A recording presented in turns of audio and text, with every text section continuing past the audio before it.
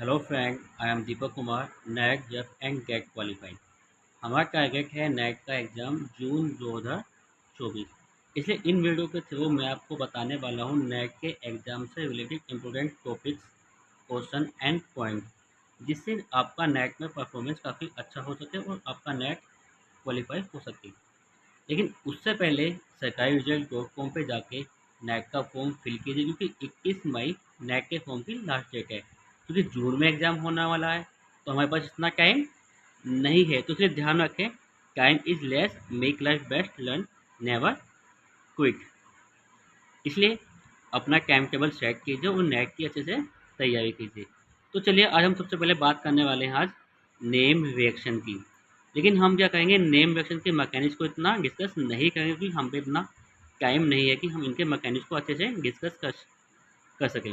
लेकिन हम क्या करेंगे यहाँ पे कि जो नेम रिएक्शन के अंदर जो रिएजेंट होते हैं, उन रिएजेंट से किस प्रोडक्ट का फॉर्मेशन होता है, हम उस पर डिस्कस करने वाले हैं।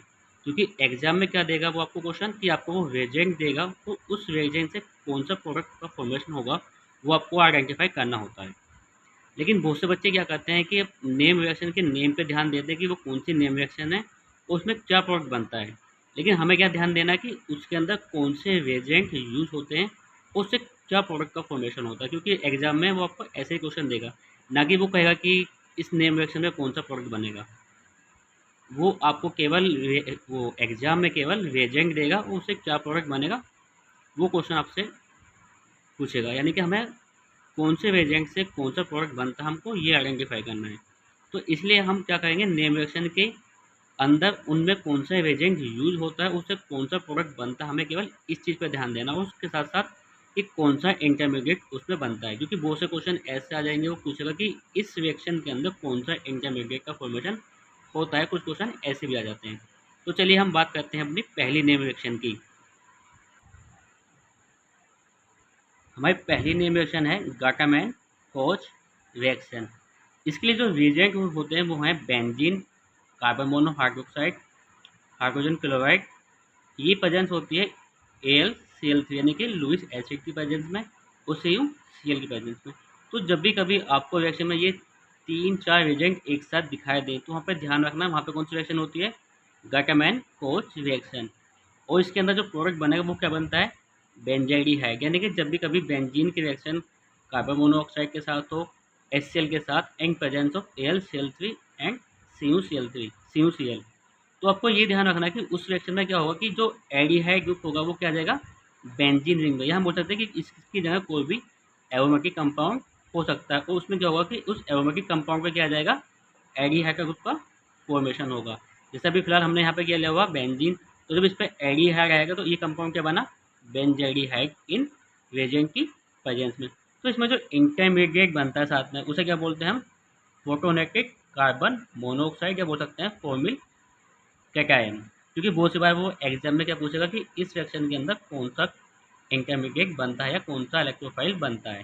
तो हमें ध्यान देना कि जो गाटामैन रिएक्शन होती है वो किसके प्रेजेंस में होती है, एक तो जो बेंजीन या कोई भी aromatic compound in presence of carbon monoxide, HCl and Lewis acid, चाहे वो AlCl3 हो या BFCl3 हो, या साथ के साथ क्या हो, CuCl। तो उसमें क्या होता है कि उसमें क्या बनता है, एल्डिहाइड ग्रुप का फॉर्मेशन होता है किसी भी बेंजीन रिंग पे या किसी भी एरोमेटिक कंपाउंड में। वो उस रिएक्शन को बोलते हैं हम क्या, गाटामैन रिएक्शन। और इसमें जो इंटरमीडिएट बनता है वो बनता है क्या, फॉर्मिल कैटायन। अपनी नेक्स्ट रिएक्शन की बात करते हैं, तो वो है हमारी नेक्स्ट रिएक्शन गाटामैन रिएक्शन। इसमें क्या होगा कि इसमें क्या है, फिनोल होगा। यानी कि हम बोल सकते हैं कोई भी एक्टिवेटेड एरोमेटिक कंपाउंड, यानी कि बेंजीन पे कोई ऐसा ग्रुप होगा जिस पे लोन पे प्रेजेंस होंगे जो बेंजीन को एक्टिवेट करेगा, तो उसे क्या बोलते हैं हम, एक्टिवेटेड एरोमेटिक कंपाउंड। उसमें साथ में क्या होगा, हाइड्रोजन साइनाइड, AlCl3, वो HCl एंड लुईस एसिड। तो जब इन रिएजेंट की रिएक्शन आपस में होती है तो वहाँ पे भी क्या बनता है, एल्डिहाइड ग्रुप आ जाएगा किस पे, बेंजीन रिंग पे, आप बोल सकते हैं एक्टिवेटेड बेंजीन रिंग पे। वो किस पोजीशन पे आएगा, उसकी ऑर्थो पोजीशन पे। यानी कि जब भी कभी इन रिएजेंट की रिएक्शन फिनोल के साथ होगी या किसी भी एक्टिवेटेड बेंजीन के साथ होगी, तो उसकी ऑर्थो पोजीशन पे क्या आ जाएगा, एल्डिहाइड। तो हमने यहाँ लिया हुआ फिलहाल फिनोल, तो यहाँ क्या बनेगा, सैलिसाइडीहाइड। उसमें जो इंटरमीडिएट होगा उसे बोलते हैं हम इमीनियम आयन। यानी कि गाटामैन रिएक्शन के अंदर एक होगा क्या, फिनोल यानी कि activated benzene ring, hydrogen cyanide HCl and कोई भी लुईस एसिड। तो उसमें उसकी ऑर्थो पोजीशन पे क्या बनेगा, एल्डिहाइड ग्रुप। और इस रिएक्शन को, उस कंपाउंड को बोलते हैं हम सैलिसाइडिहाइड। और उसमें जो इंटरमीडिएट होगा वो क्या बनेगा, इमीनियम आयन। अगले नेम रिएक्शन की बात करते हैं तो वो है क्लोरो मिथाइलेशन। इसमें क्या होगा, बेंजीन होगा, फॉर्मेल्डिहाइड एंड HCl। तो जब इन रिएजेंट की आपस में रिएक्शन होगी तो इसमें क्या होगा कि बेंजीन पे क्या आ जाएगा, CH2Cl। और इस कंपाउंड को बोलते हैं क्या, बेंजिल क्लोराइड। इसमें जो इंटरमीडिएट बनेगा वो होगा ऑक्सोनियम आयन।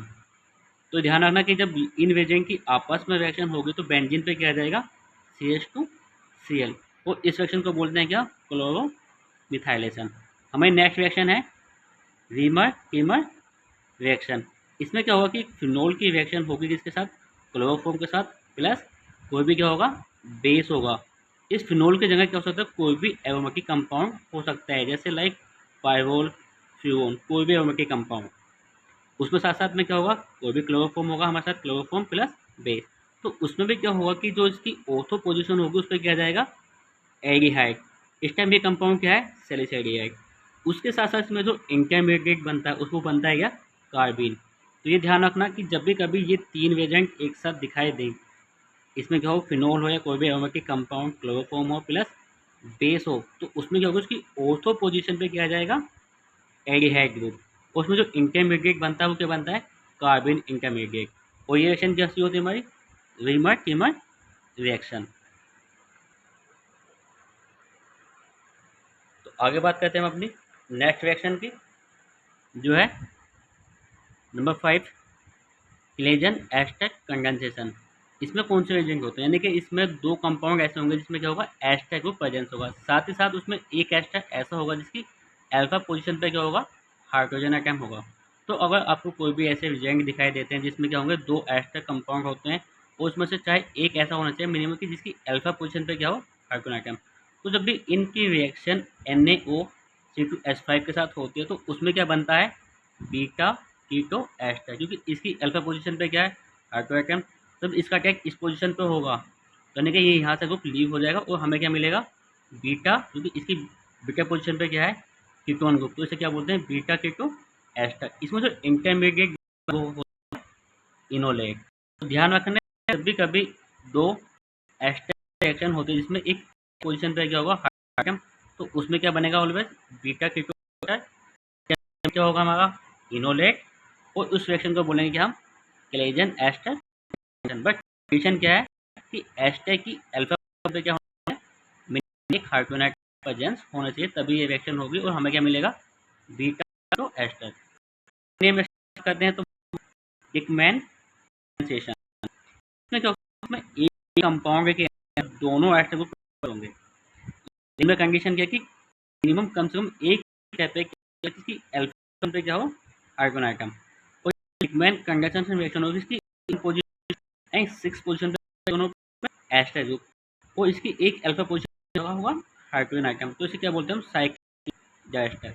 और रिएक्शन इसकी प्रेजेंस में तो हमें मिलेगा उस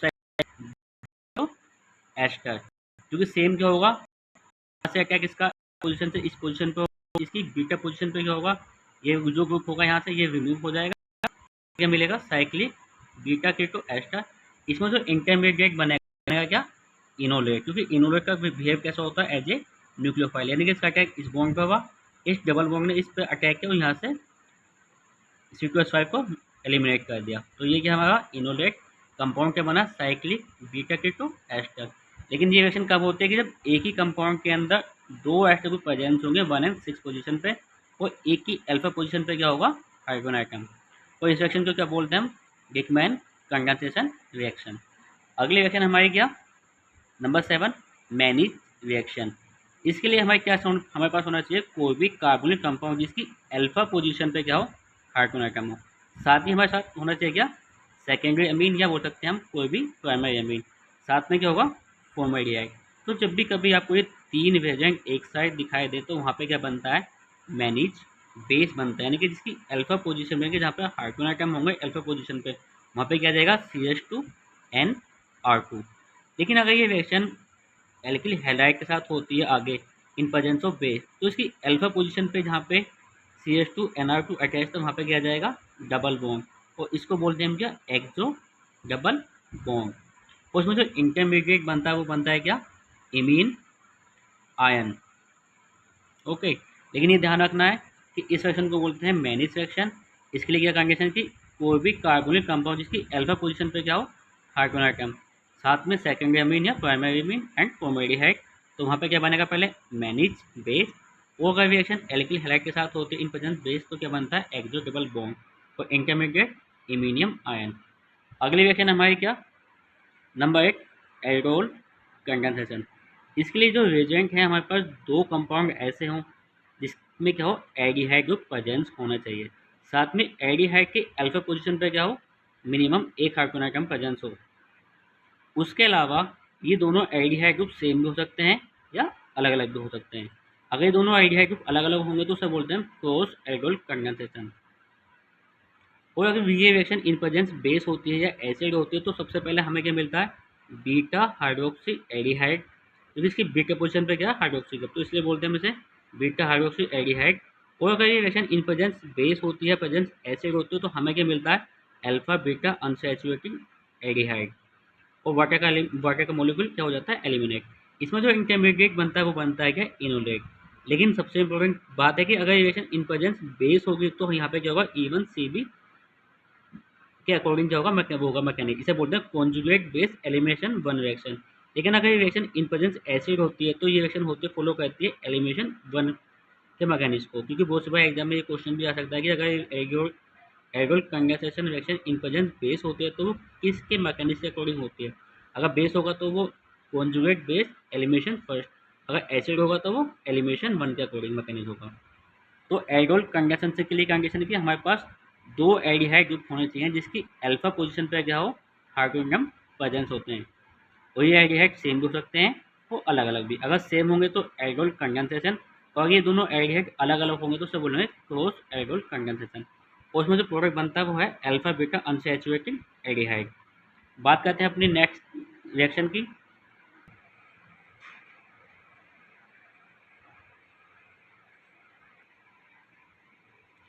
अगली केमिकल रिएक्शन है हमारी नेम रिएक्शन पैकिन रिएक्शन।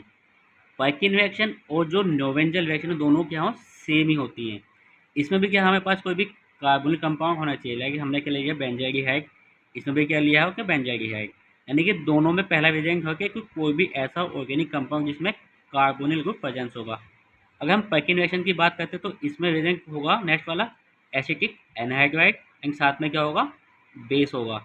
इसमें क्या होगा कि इसमें डाई इथाइल मैलिक एसिड होगा, लेकिन इसमें क्या था एसिटिक एनहाइड्राइड और इसमें क्या है डाई इथाइल मैलिक एसिड। लेकिन इन दोनों का जो प्रोडक्ट होगा वो दोनों में क्या होगा सेम ही होगा, यानी कि हम बोल सकते हैं सिनेमिक एसिड या बोल सकते हैं अल्फा बीटा अनसैचुरेटेड एसिड। और इसमें भी क्या बनता है सेम सिनेमिक एसिड या बोल सकते हैं अल्फा बीटा अनसैचुरेटेड एसिड, क्योंकि इसकी अल्फा एंड बीटा पोजीशन पे क्या है डबल बॉन्ड यानी कि अनसैचुरेटेड, और इसमें क्या है एसिड, तो इसको हम बोल सकते हैं क्या अल्फा बीटा अनसैचुरेटेड एसिड। तो इसलिए ध्यान रखें जब भी आपको ये तीन रिएजेंट दिखाई दें, अगर एसिटिक एनहाइड्राइड प्लस बेस तो वो रिएक्शन कैसी होगी पैकिन रिएक्शन।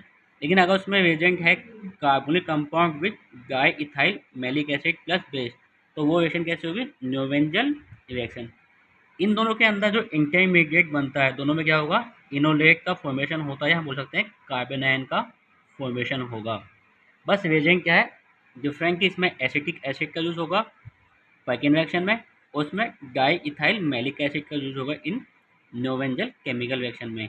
और दोनों के अंदर क्या बनता है अल्फा बीटा अनसैचुरेटेड एसिड या बोल सकते हैं सिनेमिक एसिड। और इनोलेट क्या होगा वो इंटरमीडिएट क्या होगा हमारे पास इनोलेट का फॉर्मेशन होगा इंटरमीडिएट के फॉर्म में। अगले केमिकल रिएक्शन की बात करते हैं तो वो हमारे क्या बेंजोइन कंडेंसेशन, क्योंकि ये रिएक्शन होती है बेंजाइडिहाइड की प्रेजेंस में, यानी कि इसमें दो मॉलिक्यूल होंगे जिसके बेंजाइडिहाइड के plus potassium cyanide water molecule and ethanol. तो जब ये रिएजेंट हमें किसी भी रिएक्शन में दिखाई देंगे और वो आपसे पूछे कि इसमें कौन सा कंपाउंड बनेगा, तो वहाँ पे क्या बनेगा बेंजोइन। इस कंपाउंड को क्या बोलते हैं बेंजोइन। और इसके अंदर जो इंटरमीडिएट बनता है वो बनता है क्या कार्बन आयन, जो इस टाइप से बनता है, क्योंकि बहुत से बार इस सेक्शन को पूछ लेंगे इसके अंदर कौन सा इंटरमीडिएट बनता है, तो क्या बनता है, कार्बन आयन, जो इस फॉर्म में होता है। अगले रिएक्शन की बात करते हैं अपनी, कैनिजारो रिएक्शन। कैनिजारो रिएक्शन एक ऐसी रिएक्शन है जो एग्जाम में अक्सर पूछी जाती है, लेकिन वो नेम से नहीं पूछी जाएगी, वो आपको रिएजेंट देगा, वो पूछेगा इसके अंदर कौन सा कंपाउंड का फॉर्मेशन होगा। तो मैं ध्यान रखना कि कैनिजारो रिएक्शन ऐसे रिएजेंट में होती है पहले कि जिसकी अल्फा पोजीशन पे क्या हाइड्रोजन एटम नहीं होगा, यानी कि ऐसे कंपाउंड जिसमें एल्डिहाइड ग्रुप प्रेजेंस होगा, कीटोन नहीं क्या होगा, एल्डिहाइड, तो उसकी अल्फा पोजीशन पे क्या होगा, हाइड्रोजन एटम प्रेजेंस नहीं होगा, चाहे वो ऐसा हो सकता है बेंजोएल्डिहाइड, या फिर ऐसा हो सकता है, या फिर वो ऐसा हो सकता है, क्योंकि इसमें अल्फा पोजीशन नहीं है, और ये है हमारा फॉर्मल्डिहाइड। तो जब ऐसे कंपाउंड की रिएक्शन होती है इन प्रेजेंस ऑफ बेस, तो हमें क्या मिलेगा वहाँ पे, एक मिलेगा बेंजिल एल्कोहल, क्योंकि उसमें क्या करना है आपको, एक कंपाउंड को एल्कोहल में कन्वर्ट कर दो और दूसरे को सोडियम बेंजोएट में। इसमें जो इंटरमीडिएट बनता है वो बनता है कि हमारा टेट्राहेड्रल, जो इस फॉर्म में होता है, क्योंकि इसमें क्या है, हाइड्रोजन का ट्रांसफॉर्मेशन होता है, क्योंकि इसका अटैक ऐसे होगा यहाँ पे और हाइड्रोजन का ट्रांसफर। बट हमें ध्यान रखना है कि इसमें क्या है कि एल्डिहाइड के अल्फा पोजीशन पे हाइड्रोजन एटम नहीं होना चाहिए, तो तभी क्या होगी हमारी कैनिजारो रिएक्शन। साथ के साथ ही ये रिएक्शन जो होती है रिडॉक्स रिएक्शन होती है, क्योंकि इसके अंदर ऑक्सीडेशन एंड रिडक्शन कैसे होता है, साथ साथ में होता है। क्योंकि बहुत सी बार वो आपको एग्जाम में ये देखा कि ऐसी कौन सी केमिकल रिएक्शन जिसमें ऑक्सीडेशन या रिडक्शन साथ साथ में हो गया, हो सकता है कि रिडॉक्स रिएक्शन होती है। तो ध्यान रखना कि कैनिजारो रिएक्शन एक ऐसी रिएक्शन है जिसमें ऑक्सीडेशन भी होता है साथ में और रिडक्शन भी होता है, उसको बोलते हैं क्या, रिडॉक्स रिएक्शन। इसके अंदर क्या बनेगा, एक एल्कोहल बनेगा और दूसरा सोडियम बेंजोएट, और उसमें इंटरमीडिएट क्या होगा, और टेट्राहेड्रल, और ये रिएक्शन होती है हमारी कैनिजारो रिएक्शन। अब बात करते हैं अपनी नेक्स्ट केमिकल रिएक्शन की।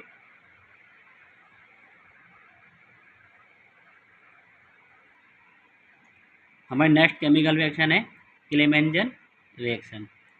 इसका काम क्या होता है कि ऐसे ऑर्गेनिक कंपाउंड जिसमें कार्बोनिल ग्रुप प्रेजेंस होंगे, और जब उस कार्बोनिल कंपाउंड की रिएक्शन जिंक अमलगम के साथ होगी इन प्रेजेंस ऑफ HCl, तो वहाँ पे केवल एक ही काम होगा कि जहाँ पे भी कार्बोनिल कंपाउंड होंगे वो उसको मिथाइलिन कंपाउंड में कन्वर्ट कर देगा, यानी कि CO को CH2 में कन्वर्ट कर देगा in in presence of zinc amalgam and HCl।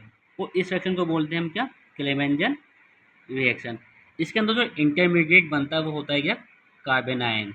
इसलिए ध्यान रखें जब भी कभी आपको ऐसा रिएजेंट दिखाई दे जिसमें ऐसा ऑर्गेनिक कंपाउंड जिसमें CO ग्रुप होगा, उस रिएक्शन किसके साथ होगा, जिंक अमलगम के साथ होगी इन प्रेजेंस ऑफ HCl, तो वहाँ पे एक ही काम होगा कि जहाँ पे भी CO ग्रुप होगा वो उसको CH2 में कन्वर्ट कर देगा, और उसमें जो इंटरमीडिएट बनेगा वो क्या बनेगा, कार्बन आयन। और ये रिएक्शन कौन सी होगी हमारी, क्लेमेंजन रिएक्शन। अगली रिएक्शन हमारी क्या, विटिक रिएक्शन।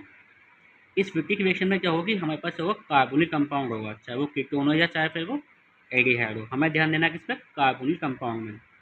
और जब उसकी रिएक्शन किसी भी इलाइट के साथ होगी, यानी कि R2C पे क्या नेगेटिव चार्ज और ट्राइफेनॉल फोस्फेट पे क्या पॉजिटिव चार्ज, ये जो रिएजेंट है या तो वो इस फॉर्म में हो सकता है या वो इस फॉर्म में भी हो सकता है, इसे बोलते हैं हम क्या, इलाइट।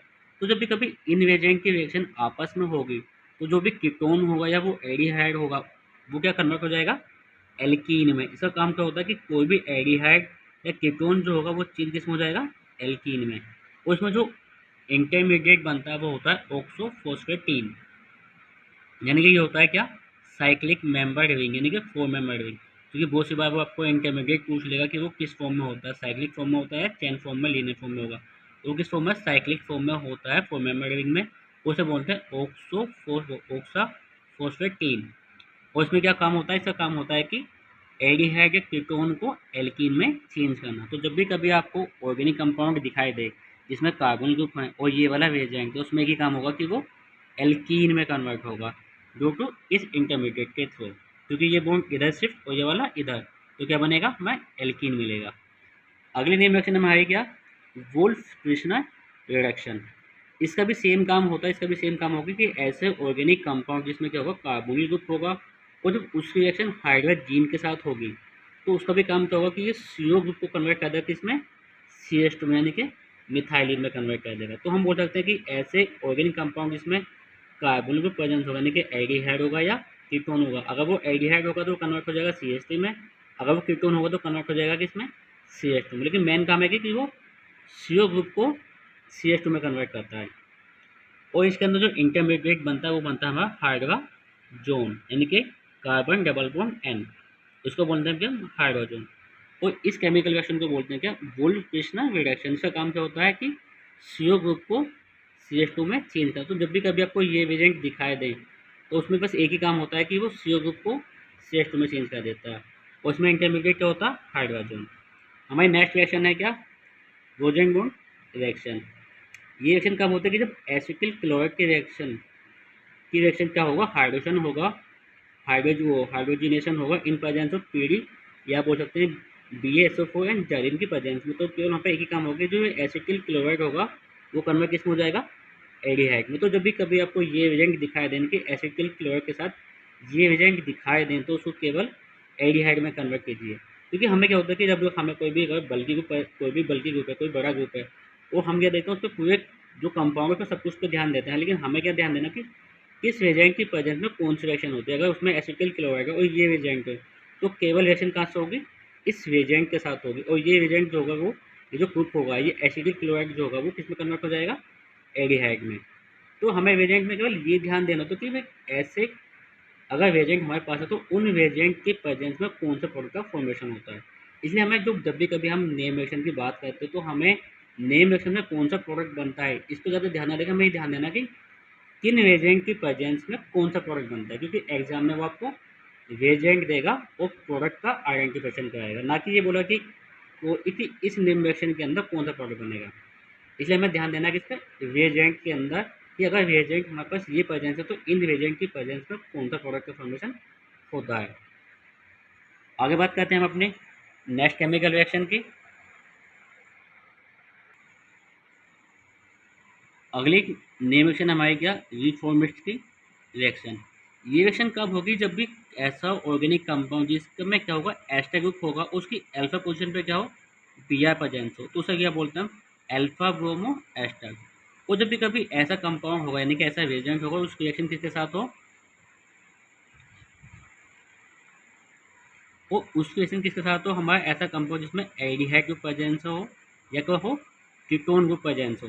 यानी कि हमें मतलब किससे, कार्बोनिल कंपाउंड से, चाहे फिर वो एल्डिहाइड हो या कीटोन, और साथ में क्या हो, अल्फा ब्रोमो एस्टर। और जब उनकी रिएक्शन इन प्रेजेंस जिंक होती है तो हमें क्या मिलता है, बीटा हाइड्रोक्सी एस्टर। उसमें जो इंटरमीडिएट होगा वो होगा हमारा जिंक इनोलेट।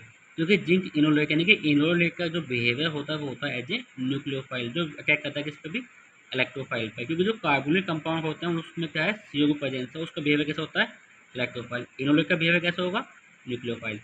तो जब भी कभी आपको ऐसे रिएजेंट दिखाई दें जिसमें alpha bromo ester and aldehyde या कीटोन ग्रुप हो, इन पर जिंक रिएक्शन हो, तो हमें क्या मिलेगा, बीटा हाइड्रोक्सी एस्टर। और उसमें इंटरमीडिएट क्या होगा हमारा, इनोलेट। और इस रिएक्शन को क्या बोलते हैं, रिफॉर्मिस्ट की रिएक्शन। अगली रिएक्शन है हमारी क्या, स्मिथ रिएक्शन या रिवेजमेंट।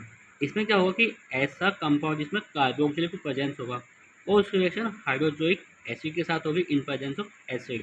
तो उसमें केवल एक ही काम होगा, जो वो कार्बोक्सिलिक ग्रुप होगा वो किसमें चेंज हो जाएगा, प्राइमरी एमीन के अंदर। उसमें जो इंटरमीडिएट होगा वो कैसा होगा, आइसोसाइनेट।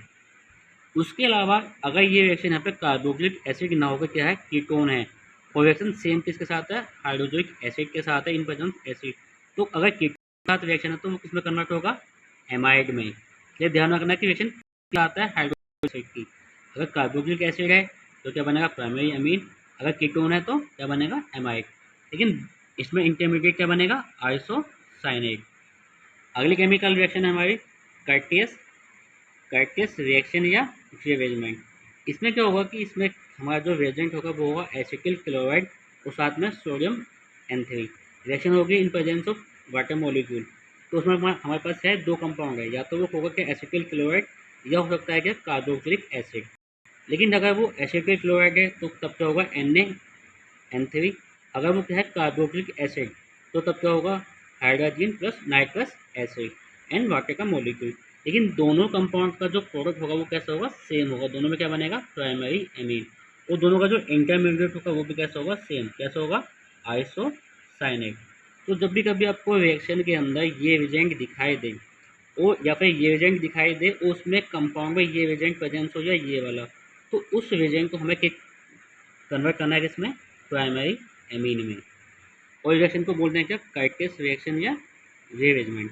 अगली रिएक्शन हमारी क्या, कार्बिल एमीन रिएक्शन।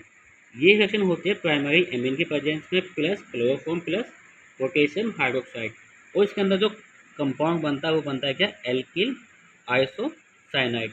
उसमें जो इंटरमीडिएट बनता है वो बनता है क्या, कार्बिन। कार्बिन बिहेव करता है जो इलेक्ट्रोफाइल। तो ये ध्यान रखें कि जब भी कभी प्राइमरी एमीन हो, क्लोरोफॉर्म हो, पोटेशियम हाइड्रोक्साइड हो, तो उसमें क्या बनता है, साइनाइड ग्रुप यानी कि आइसोसाइनाइड ग्रुप यानी कि एल्किल आइसोसाइनाइड ग्रुप। और वो सुबह ये रिएक्शन इसमें भी हो जाता है कि इन रिएजेंट का यूज होता है कि किसी भी अमीन को आइडेंटिफाई करने के लिए। यहाँ पर 3 अमीन है, प्राइमरी सेकेंडरी टर्सरी। अगर उसमें इन रिएजेंट का यूज होता है और अगर वो प्राइमरी अमीन होगी तो वो किस में कन्वर्ट हो जाएगी, आइसोसाइनाइड में। आइसोसाइनाइड में हम अपनी एक नेक्स्ट केमिकल रिएक्शन की बात करते हैं। अगले की हमारी केमिकल रिएक्शन है क्या, वुड्स रिएक्शन। वुड्स रिएक्शन में क्या होंगे, दोनों कंपाउंड क्या होंगे हमारे पास, alkyl halide in presence of sodium metal ether की प्रेजेंस में ये रिएक्शन होगी। और इसमें क्या मिलता है हमें, हाइड्रोकार्बन इंटरमीडिएट क्या होता है हमारे पास, फ्री रेडिकल। और रिएक्शन होती कैसे है कि दोनों एल्किल हैलाइड को हमने यहाँ पे लिया साथ में, और जो सोडियम का जो मेटल होगा वो इस एक्स को लेगा, इस एक्स लेकर अलग अलग हो जाएगा, हमें लेंगे 2 मॉलिक्यूल NaX के। लेकिन जो कंपाउंड होगा ये वाला R एंड ये वाला जो एल्किल ग्रुप होगा, ये दोनों आपस में अटैच हो जाएंगे और हमें क्या मिलेगा, हाइड्रोकार्बन इंटरमीडिएट क्या होगा, फ्री रेडिकल। अगली रिएक्शन हमारी क्या, फिटिक रिएक्शन। ये क्या होगी, हमारे फिनाइल हैलाइड की प्रेजेंस के साथ होती है sodium metal in presence of ether. इसमें भी क्या होगा कि इसमें क्या होता है, एल्किल ग्रुप आपस में अटैच हो, तो इसमें ग्रुप क्या होंगे, फिनाइल ग्रुप आपस में अटैच होंगे, तो हमें क्या मिलेगा, बाईफिनाइल। इसमें जो इंटरमीडिएट होगा वो क्या होगा, फ्री रेडिकल इंटरमीडिएट। इसमें क्या था, एल्किल ग्रुप फ्री रेडिकल है, उसमें क्या होगा, फिनाइल ग्रुप क्या होगा, फ्री रेडिकल। इसमें भी क्या होगा, सेम कि जो सोडियम का मेटल है वो इस वाले एक्स को लेकर और इस वाले एक्स को लेकर रिमूव हो जाएगा, और हमें मिलेगा +2 NaX। और ये दोनों फिनाइल ग्रुप आपस में क्या हो जाएंगे, अटैच, क्या मिलेगा, बाईफिनाइल। और इस रिएक्शन को बोलते हैं फिटिक रिएक्शन। अगर एल्किल हैलाइड है तो वुड्स रिएक्शन, अगर फिनाइल हैलाइड है तो फिटिक रिएक्शन। और अगर दोनों का मिक्स है, एल्किल हैलाइड और फिनाइल हैलाइड, तो उसे क्या बोलते हैं, Wurtz Fittig reaction. Sodium metal के साथ होते हैं इन प्रेजेंस ऑफ ईथर होगा यहाँ पे भी सेम। लेकिन इसमें भी क्या होगा कि ये जो सोडियम का मेटल है इस एक्स को लेकर उस एक्स को लेकर एलिमिनेट हो जाएगा, और जो एल्किल ग्रुप होगा और जो फिनाइल ग्रुप होगा ये आपस में अटैच हो जाएंगे। तो हमें जो भी कंपाउंड मिलेगा, फिर अभी हमें क्या मिल रहा है यहाँ पे, टोलुइन। ठीक है, हम यहाँ पे CH3 लें और यहाँ बेंजीन लें तो क्या मिलेगा, टोलुइन। और इसमें भी क्या मिलता है हमें, फ्री रेडिकल यानी कि एल्किल फ्री रेडिकल और फिनाइल फ्री रेडिकल। और इस रिएक्शन को क्या बोलते हैं, वुड्स फिटिक रिएक्शन, कि जिसमें क्या होगा, मिक्सअप होगा एल्किल हैलाइड का और फिनाइल हैलाइड का। आगे बात करते हैं हम अपनी नेक्स्ट केमिकल रिएक्शन की, जो है सैंडमेयर रिएक्शन। इसमें क्या होगा कि जो बेंजीन पे N2X प्रेजेंस होगा और रिएक्शन किसके प्रेजेंस में होगी, COX। वहाँ पे जो X होगा वो क्या होगा, या तो Br या तो Cl होगा या Br होगा। तो उसमें जो कंपाउंड मिलेगा वो मिलेगा क्या हमें, हेलोबेंजीन। अगर यहाँ पे Cl होगा तो क्लोरोबेंजीन, अगर Br होगा तो ब्रोमेंजीन प्लस N2। और जो इसमें इंटरमीडिएट बनता है वो बनता है क्या, फ्री रेडिकल। क्योंकि बहुत सी बार केमिकल रिएक्शन में सेक्शन बी के अंदर 2 मार्क्स में पूछ लेता है कि इस केमिकल रिएक्शन में कौन सा इंटरमीडिएट बनता है। तो ध्यान रखना कि जो सैंडमेयर रिएक्शन होगी उसके अंदर जो कंपाउंड बनता है वो हेलोबेंजीन होगा, और जो इंटरमीडिएट बनता है वो क्या होगा, फ्री रेडिकल होगा। अगली हमारी केमिकल रिएक्शन है क्या, हॉर्न-श्रोडिंगर रिएक्शन। इसमें क्या होगा कि कोई भी एल्किल ग्रुप होगा और क्या है, C डबल बॉन्ड ऑक्सीजन, और ऑक्सीजन से क्या होगा, ये सिल्वर अटैच होगा, और इस रिएक्शन के साथ होगी Br2 के साथ। तो जब भी कभी ये रिएजेंट आपको दिखाई दे तो इसमें केवल एक ही काम होगा कि ये ग्रुप यहाँ से एलिमिनेट होगा और ये Br कहाँ से अटैच हो जाएगा, इस एल्किल ग्रुप से। तो हमें क्या मिलेगा, एल्किल ब्रोमाइड। और इसके अंदर जो फ्री रेडिकल बनता है वो क्या है, ये एल्किल फ्री रेडिकल। तो ये हमारी रिएक्शन पे होती है हॉर्न-श्रोडिंगर रिएक्शन। तो आज हमने बात करी है 25 केमिकल यानी कि 25 नेम रिएक्शन की। अगले नेक्स्ट लेक्चर में हम अगले जो 25 नेम रिएक्शन होगी इंपॉर्टेंट, उनके बारे में डिस्कस करेंगे। क्योंकि मैकेनिक्स करने के लिए हमारे पास इतना टाइम नहीं, तो हम केवल शॉर्ट में ये ध्यान रखते हैं कि किन रिएजेंट की प्रेजेंस में कौन सा प्रोडक्ट बनता है, क्योंकि हमें एग्जाम में उसी को आइडेंटिफाई करना है। तो इसलिए चाहे तो आप इनका एक कॉपी लें और उस पर इस टाइप की एक टेबल बनाएं जिसमें नेम रिएक्शन, नाम के जो केमिकल रिएक्शन है उसमें नेम रिएक्शन, उनके रिएजेंट कौन कौन से यूज होते हैं, उसमें कौन से प्रोडक्ट बनते हैं और कौन सा इंटरमीडिएट बनते हैं, उनको लिख लें। और जब भी आपको टाइम मिले, जब भी आप दिखाओ कि हाँ हमें नेम रिएक्शन का रिवीजन करना, तो यकीनन मानिए 10 दिन के अंदर आपके माइंड में 100 नेम रिएक्शन सेटअप हो जाएंगे कि किन कंडीशन में कौन सा प्रोडक्ट बनता है, क्योंकि एग्जाम में हमें केवल प्रोडक्ट को आइडेंटिफाई करना है, ना कि नेम रिएक्शन को, क्योंकि बहुत सी बार वो आपसे नेम रिएक्शन पूछ लेता है, तो भी आपके ये इस टेबल की हेल्प से आप उसको बता सकते हो। लेकिन अगर वो रिएजेंट देगा तो इन रिएजेंट की हेल्प से भी उनमें क्या प्रोडक्ट का फॉर्मेशन होता है उसको भी आप बता सकते हो। तो थैंक यू सो मच। और इस वीडियो को उन लोगों तक शेयर कीजिए जो नेट का एग्ज़ाम देना चाहते हैं। Please, thank you.